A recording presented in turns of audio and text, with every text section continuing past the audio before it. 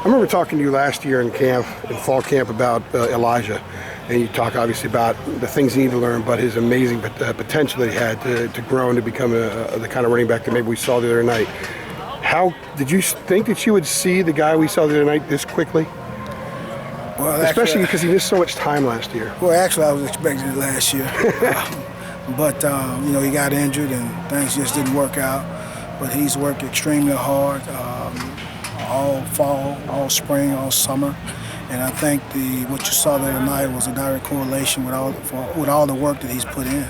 Yeah, and a lot of that work he's talked a lot about it the last month or so, about what he did in the off season, about understanding everything that's going on out there, not just what he's supposed to do, but what everybody else is supposed to do.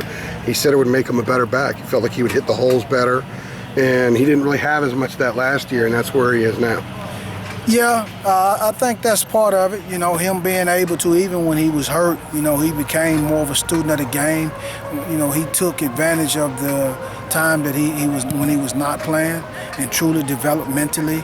That carried over into the spring, the extra studying, and then he did more studying over the summer of just assessing himself from the spring. So he has continued to grow. But I think his practice habits, the way that he has started to finish runs and be more consistent in the way that he practiced from an effort standpoint has truly propelled him to greater heights. He actually said finishing every run, every rep he gets in practice has been a point of emphasis, and he felt like it became natural during the game there today, and he broke a lot of tackles at the end of runs.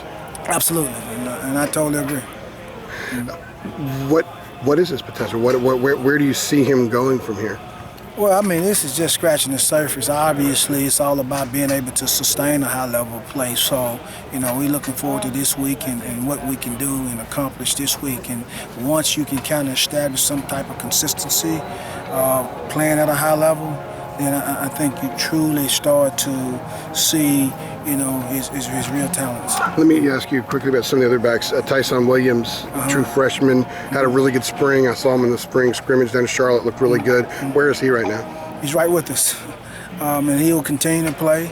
I think he had a tremendous future ahead of him, and we're looking forward to seeing him. TJ Logan,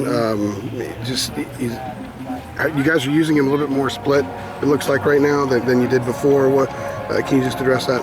Well, no, he played, in some critical times and did some really good things. It's we have certain things and certain plays and certain situations we like to see certain guys in. And he's part of that.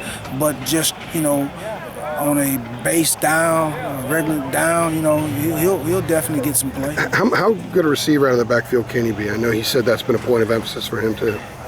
Yeah, I think that he can be. I think he can be an advantage for us. We just got to continue to fine tune his route running and just getting him more comfortable and doing some of the things that our receivers actually do. Coach, moving on to I want to talk about Chris a little bit.